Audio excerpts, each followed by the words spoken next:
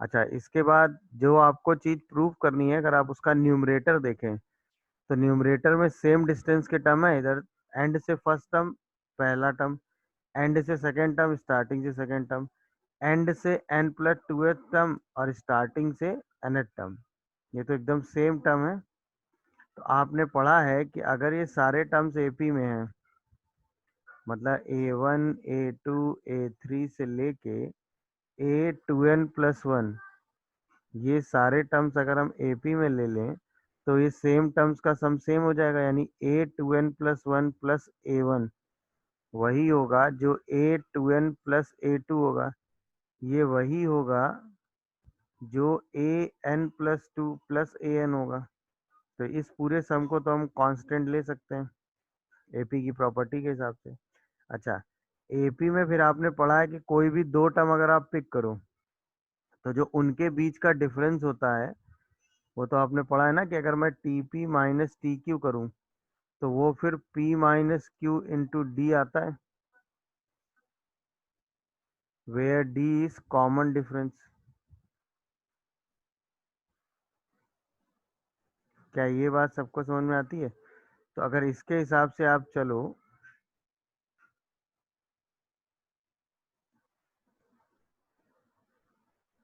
तो इस टर्म की वैल्यू को हम क्या लिख सकते हैं? न्यूमरेटर को अगर आप ध्यान से देखो तो यहाँ पे इन दो टर्म का डिफरेंस है, तो वो क्या आ जाएगा, 2n+1 - 1 इंटू डी। यहाँ पे इन दो टर्म का डिफरेंस है a2 और a2n का, तो 2n-2 इंटू डी। ऐसे करते करते यहाँ पे n+2 और n का डिफरेंस है, तो n+2 - n इंटू डी। अच्छा, डिनोमिनेटर तो फिक्स है, तो उसको हम a2n+1 प्लस a1, इस डिनोमिनेटर को भी सेम लिख सकते हैं a2n+1 प्लस a1। और ऐसे इस डिनोमिनेटर को भी हम वही लिख सकते हैं a2n+1 प्लस an।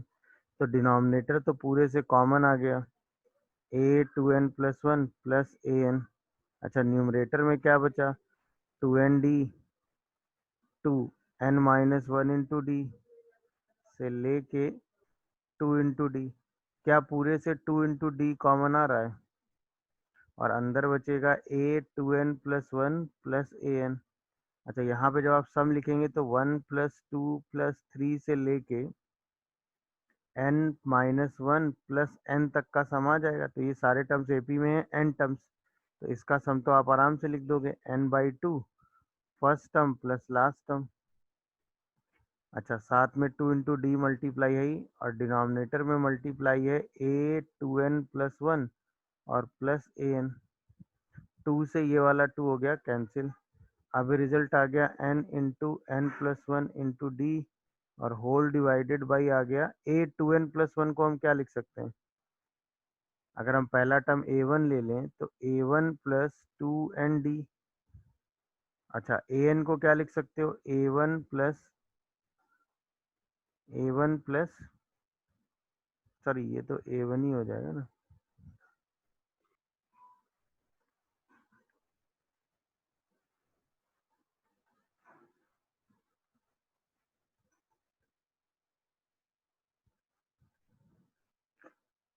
a1।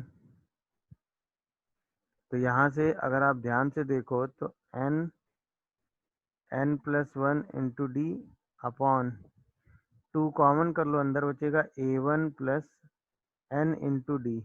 अच्छा, a1+nd का मतलब हो गया an+1, तो n×n+1/2 an+1 आ गया ये। और d को आप कोई भी कॉमन डिफरेंस लिख सकते हो, तो a1 2 माइनस a1 लिख दिया। है कोई ऑप्शन? आंसर में क्या आ गया भाई? ये ऑप्शन दिख रहा है कि नहीं भाई? सर। बोलो। Hello sir. के पॉलीगन का, कि जो कॉन्वेक्स पॉलीगन होता है उसमें सारे इंटरनल एंगल 180, मतलब लेस देन 180 होते हैं। तो बेसिकली हम कहते हैं कि इसका कोई भी इंटरनल एंगल होगा तो वो 0 से 180 के बीच में लाई करेगा, और इसका कोई भी इंटरनल एंगल होगा तो वो 0 से 360 के बीच में होगा। मतलब अगर हम इसकी ज्योमेट्री डिस्कस करें तो जैसे एक ट्रायंगल बन गया, और इसकी अगर हम ज्योमेट्री डिस्कस करें तो इसमें एंगल 180 से बड़े हो जाएंगे। सही है, तो हम इसकी ज्योमेट्री को ऐसे भी बना सकते हैं, ऐसे। ये समझ में आया कि नहीं? तो इसमें जो ये वाला इंटरनल एंगल काउंट होगा वो 180 से बड़ा हो जाएगा, ऐसा। सही है ना? अच्छा, फिर sum of all internal angles of polygon क्या होता है? बोलिए भाई। Sum of all internal angles n-2 × 180। Of polygon क्या होता है? n-2 into 180 degree, where n is sides of polygon. ठीक है ना? अच्छा, इसमें जो सारे इंटरनल एंगल्स होते हैं इस फॉर्मूले में, जो ऑल इंटरनल एंगल्स होते हैं वो, चलो वो तो बात की बात है, वो सारे इंटरनल एंगल्स जो हैं वो 0 से 180 के बीच में ही लिए जाते हैं। पॉजिटिव और नेगेटिव ले सकते हैं। तो बेसिकली होता क्या है, इस फॉर्मूले में जब एंगल की वैल्यू 180 से बड़ी हो जाती है ना, तो आप ये वाला एंगल काउंट करते हो माइनस में। वो चलो क्लॉक और एंटी क्लॉक की थ्योरी है, वो जब ट्रायंगल और पॉलीगन आएगा तब की बात करेंगे। अब अगर क्वेश्चन की लैंग्वेज पे चलो, तो क्वेश्चन कह रहा है कि कॉन्वेक्स पॉलीगन है, पहली चीज। सारे एंगल एपी में है, दूसरी चीज। कॉमन डिफरेंस हर एंगल का 5 डिग्री और स्मॉलेस्ट एंगल 120 डिग्री है। दिखा क्या? तो क्वेश्चन में तो ज्यादा कुछ नहीं करना है। सही है, क्वेश्चन में कहा गया है कि जो एंगल्स हैं, पहला एंगल 120 डिग्री है, जो कॉमन डिफरेंस है एंगल्स के बीच का वो 5 डिग्री दे दिया गया है। सही है ना भाई? और टोटल जो सम दिया हुआ है सारे एंगल्स का वो n-2 इंटू पाई है, और n एंगल्स हैं तो सीधे फॉर्मूला लगा दो। n/2 2a 4π/3 plus n-1 into D. अगर इसको डिग्री में चेंज करो 5 डिग्री को, तो कितना आ जाएगा? बोलो भाई। हम्म, कितना आ रहा है ये पाई/? कोई बताएगा कितना आ रहा है? 36?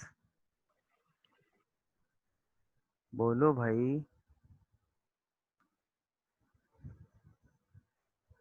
ये समझ में आया मैंने क्या लिख दिया? हाँ या ना में जवाब देते जाना। अगर कोई चीज ना समझ में आ रही हो तो प्लीज मुझे बता देना भाई। पाई कॉमन करके कैंसिल कर दिया, तो ये n-2 आ गया। यहाँ से हमने एलसीएम ले लिया। क्या एलसीएम लिया बताओ? 36। 36। तो 48 प्लस n-1, देख लीजिए आराम से। क्या सही कैलकुलेशन कर रहा हूँ मैं? बोलो।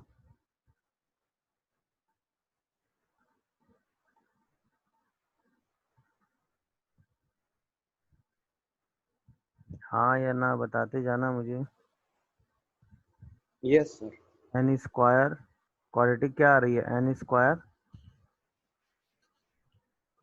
हम्म +47n। n² plus 47n। Equal to 72n - sir 72। n-2 n-1 कैसे हो गया अगले स्टेप में? अच्छा, ये -144 आ रहा है, ऐसा क्या? Yes sir. तो ये आ रहा यस। होगा n² -25n आ रहा है क्या? Plus yes sir. 144 equal to 0। यहाँ से फैक्टराइज करेंगे तो n-9 और n-16 ये 0 है। 16। तो n की वैल्यू आ जाएगी 9 या फिर 16, क्योंकि कॉन्वेक्स पॉलीगन है।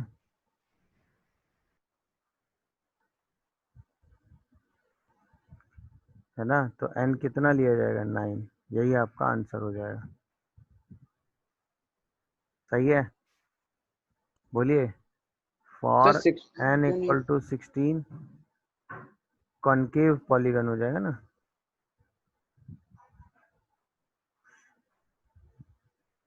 बट आपको आंसर में क्या देना है, कॉन्वेक्स पॉलीगन, इसलिए।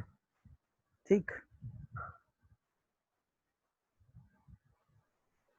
याद है मैंने आपको एक क्वेश्चन कराया था जिसमें मैंने बताया था, आपने एक क्वेश्चन सॉल्व किया था जिसमें सम ऑफ 25 टर्म्स और सम ऑफ 36 टर्म्स सेम आ रहे थे, याद आया? क्योंकि इतने सारे टर्म्स का जो सम था वो जीरो हो गया था, क्योंकि इसमें कुछ टर्म क्या थे, पॉजिटिव थे, और कुछ टर्म क्या थे, निगेटिव। याद आ रहा था कि नहीं ये बात? सेम लॉजिक यहाँ हो रहा होगा, जो 9 साइड्स का सम होगा और जो 16 साइड का सम होगा वो सेम होगा। क्यों? क्योंकि इतनी साइड का जो सम हो रहा होगा वो क्या हो जा रहा होगा, जीरो, क्योंकि इसमें कुछ एंगल पॉजिटिव होंगे और कुछ एंगल कैसे होंगे, नेगेटिव। क्लियर हो रहा है कि नहीं, बोलो भाई।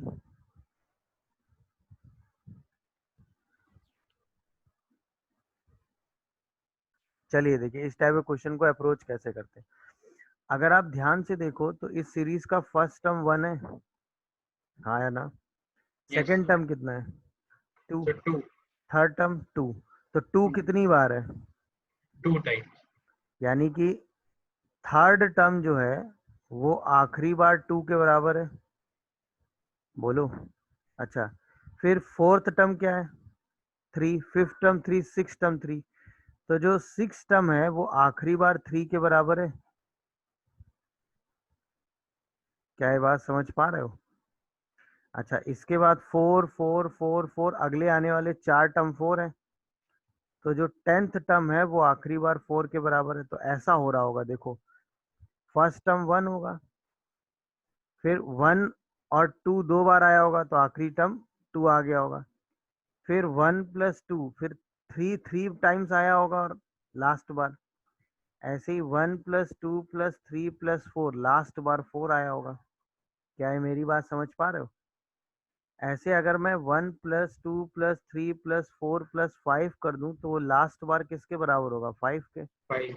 तो यहाँ से हमने एक जनरल चीज ऑब्जर्व की कि टी 1 प्लस 2 प्लस 3 से लेके अगर मैं n तक ऐड कर दूं तो वो जो टर्म आएगा वो लास्ट बार किसके बराबर होगा, N. n के। क्या ये ऑब्जर्वेशन समझ में आया सबको, हाँ या ना में बताओ, बोलो। क्या ये ऑब्जर्वेशन क्लिक कर पा रहे हो? Yes, sir. तो इसके हिसाब से मैं चलूं तो t, अगर मैं इन सारे टर्म्स को ऐड करूं तो n टर्म्स है, तो n/2 इंटू n+1, ये लास्ट बार n के बराबर हो जाएगा, हाँ या ना? इसका मतलब t n/2 n+1th term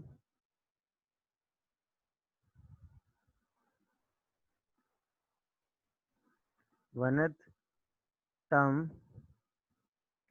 is equal to n last time. मतलब ये n की वैल्यू लास्ट बार बनेगी, ये कॉन्सेप्ट है। ये कॉन्सेप्ट कहाँ से डेवलप किया, क्या ये बात सबको समझ में आ रही है, ये बताओ बस। यही तो ऑब्जर्वेशन है, देख के हमने ऑब्जर्व किया कि 1 1 बार है, 2 2 टाइम्स है, 3 3 टाइम्स है, 4 4 टाइम्स है। तो 4 लास्ट बार कितनी बार आएगा, 1 प्लस 2 प्लस 3 प्लस 4 टाइम्स। 2 कितनी बार आएगा, 1 प्लस 3 टाइम्स, 1 प्लस 2 टाइम्स। 3 कितनी बार आएगा, 1 प्लस 2 प्लस 3 टाइम्स। ऐसे करके टर्म्स की वैल्यू वेरी करती जाएंगी। ये बात समझ में आ रही है कि नहीं, बोलो भाई। ये बात समझ में आ रही है कि नहीं भाई? Yes, sir.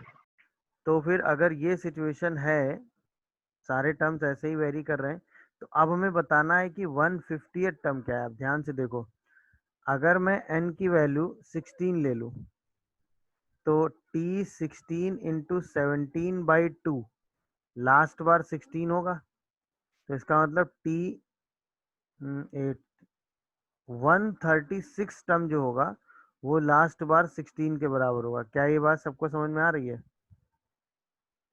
हाँ या ना, और हमें इससे आगे बढ़ना है, तो n को अगर हम 17 ले लें तो t 17 इंटू 18/2, लास्ट बार 17 होगा। इसका मतलब t 153 जो टर्म होगा वो लास्ट बार 17 के बराबर होगा।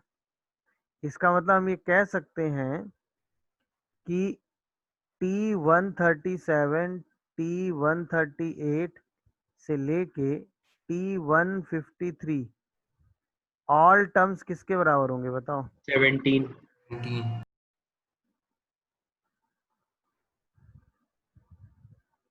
तो इसका मतलब इसी में T158 टर्म भी आएगा, वो भी किसके बराबर आ जाएगा? 17। 17। यही हमारा आंसर हो गया। क्या है, लॉजिक समझ में आया सबको? हाँ या ना में जवाब दीजिए। क्या कर रहे हैं भाई? इसका जो पहला टर्म अगर आप देखोगे तो 1 है, फिर यस 1+2 लास्ट बार 3 के बराबर है, फिर 1+2+3 लास्ट बार 5 के बराबर है, 1+2+3+4 लास्ट बार 7 के बराबर है। तो इसमें चीजें कैसे चल रही हैं? 1+2+3 से लेके जो n कंजिक्यूटिव टर्म होंगे वो लास्ट बार किसके बराबर होंगे? 2n 2n minus minus one. 1। क्या ये बात दिखा सबको? इसका मतलब Tn इंटू n+1/2 ये लास्ट बार किसके बराबर होगा? 2n-1 के। यही तो कह रहा है कि नहीं, बताओ। अब अगर हम n की वैल्यू 16 ले लेंगे तो T136 टर्म लास्ट बार 31 के बराबर होगा। जैसे n की वैल्यू 17 लोगे तो T153 टर्म लास्ट बार किसके बराबर होगा? 33। तो इसका मतलब T137, T138 ये सारे टर्म 153 तक किसके बराबर होंगे बताओ? 3। 33। तो इसका मतलब T158 टर्म किसके बराबर होगा? 33 के। देखिए सर 31 के बाद इस क्वेश्चन में सबसे पहले तो यही ऑब्जर्व करना पड़ेगा कि क्या ये सीरीज एपी है या नहीं। तो चेक करो, T2 माइनस T1 करो जरा, देखो क्या आ रहा है। तो 1/(1 - x) -1/(1 + √x)।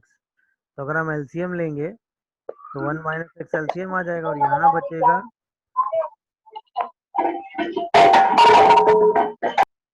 यहाँ पे बचेगा 1 + √x और -1। तो ये वैल्यू √x/(1 - x) आ जाएगी। अच्छा, अगर मैं T3 में से T2 को माइनस करूँ तो 1 - √x -1/(1 - x)। तो अभी भी एलसीएम 1/(1 - x) ही ले लेंगे। यहाँ पे बचेगा 1 + √x -1, तो अभी भी √x/(1 - x) आ जाएगा। तो इसका मतलब कंजिक्यूटिव टर्म का डिफरेंस तो कांस्टेंट ही आ रहा है। तो डी की वैल्यू √x/(1 - x) हो गई। फर्स्ट टर्म की वैल्यू 1/(1 + √x) हो गई। तो हमें सम क्या चाहिए? 14 टर्म का सम चाहिए। कर लेंगे कि नहीं? अब 2a + n-1 इंटू डी। क्या ये बात सबको समझ में आ रही है? बोलो। 7 यहाँ पे वही एलसीएम ले लो, 1 - x एलसीएम आ जाएगा। तो 2 इंटू 1 - √x, नहीं, और +13 √x आ जाएगा।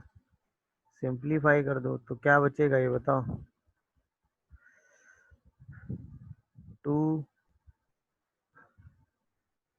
+ 11 √x आ रहा है क्या? Yes, sir. Sir by 1 - x और whole multiplied by 7। A answer आ रहा है सर, देख लीजिए। यस सर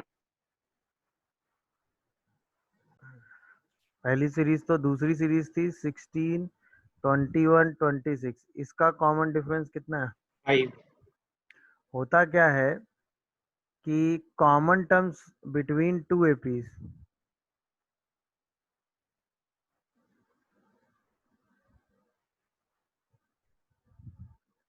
ऑलवेज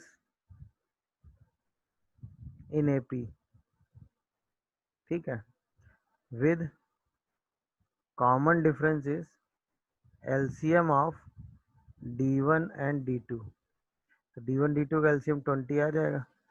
पहला कॉमन टर्म इसमें क्या दिख रहा है आपको? 21। 20 तो जो कॉमन डिफरेंस होगा वो 21 से हो जाएगा और उसका जो कॉमन डिफरेंस होगा वो 20 हो जाएगा। टोटल टर्म्स कितने लेने हैं? 1000। तो सम ऑफ 100 कॉमन टर्म्स कितना आ जाएगा बताओ मुझे?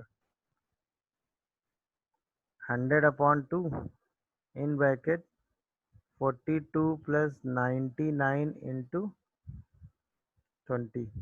इसी को सॉल्व कर दीजिए तो 100 21 + 990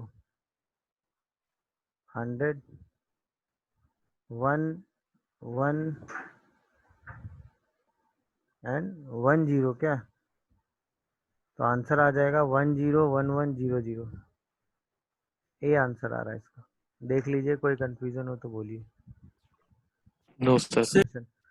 क्वेश्चन में कहा क्या गया है कि AR minus AR+1 upon AR+1 का जो रेशियो है वो कांस्टेंट है। तो इसका मतलब अगर मैं देखूं तो 1/AR+1 माइनस 1/AR, ये रेशियो कांस्टेंट है। तो इसका मतलब अगर मैं R की वैल्यू वेरी कराऊं तो क्या कहूंगा? 1/A1, 1/A2, 1/A3, ये सारे टर्म्स 1/AN तक किस में होंगे बताओ? AP में, क्योंकि टर्म्स तो ऐसे ही फॉर्मेट में दिए ना। तो अगर रेसिप्रोकल AP में होता है तो टर्म्स हमेशा किस में होते हैं? HP में। ये भी आपने पढ़ा नहीं है, आप पढ़ेंगे तब आप समझ जाएंगे। R in HP, that is harmonic progression. ठीक, तो आंसर इसका HP हो जाएगा।